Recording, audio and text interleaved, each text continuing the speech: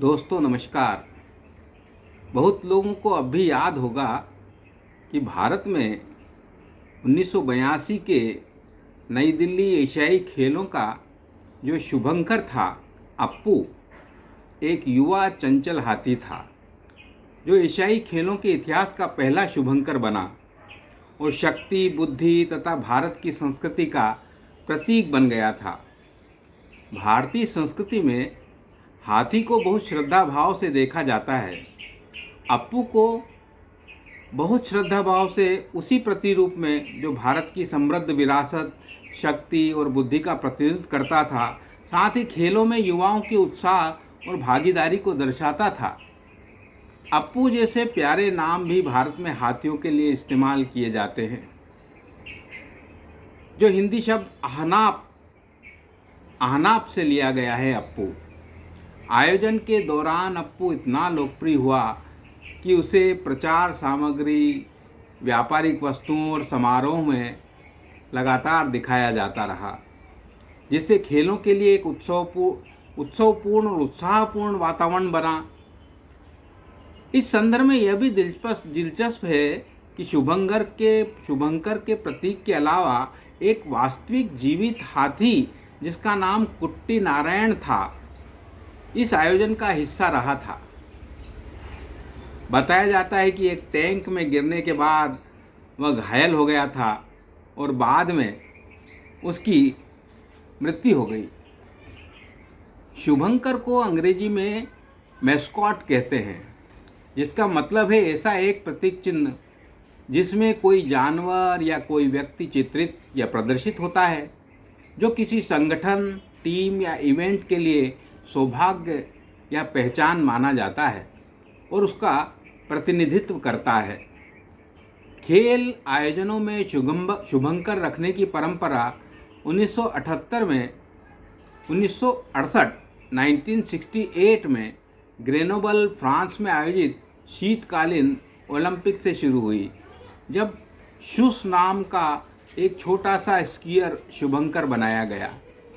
इसके बाद 1972 में म्यूनिख में आयोजित ओलंपिक में वाल्डी नामक एक डेचशंड को शुभंकर बनाया गया, जो ओलंपिक के पहले आधिकारिक शुभंकर थे। स्कीयर शुभंकर शुस एक छोटा सा स्कीयर था जो एक मानव जैसा प्राणी था, न कि कोई जानवर। यह 1968 में ग्रेनोबल, फ्रांस में आयोजित शीतकालीन ओलंपिक के लिए बनाया गया था, जबकि वाल्डी एक डेचशंड था जो एक प्रकार का कुत्ता है। यह 1972 में म्यूनिख में आयोजित ओलंपिक के लिए बनाया गया आधिकारिक शुभंकर था। शुभंकर का उद्देश्य खेल आयोजनों को अधिक आकर्षक और मनोरंजक बनाना होता है। साथ ही साथ आयोजकों को अपनी ब्रांडिंग और प्रचार के लिए एक मंच भी प्रदान करता है। शुभंकर अक्सर स्थानीय संस्कृति और परंपराओं को दर्शाते हैं और आयोजनों के लिए अनोखे और यादगार अनुभव प्रदान करते हैं। भारत में शुभंकरों के उपयोग विभिन्न खेल आयोजनों और सांस्कृतिक कार्यक्रमों में किया जाता रहा है। शुभंकरों को अक्सर टीम की भावना और ऊर्जा को दर्शाने के लिए विशेष डिजाइन किया जाता है। शुभंकरों के डिज़ाइन में आमतौर पर उनकी आँखें बड़ी और आकर्षक बनाने से उन्हें जीवंत और मित्रवत बनाया जाता है। इन्हें चमकदार और आकर्षक रंग प्रदान कर और अधिक मन भावक भी बनाया जाता है। शुभंकरों का आकार अक्सर बड़ा और आकर्षक होता है, जिससे वे दूर से ही दिखाई दे सकें। उनका व्यक्तित्व कुछ इस तरह निर्मित किया जाता है कि वे टीम या आयोजन की भावना को प्रकट कर सकें।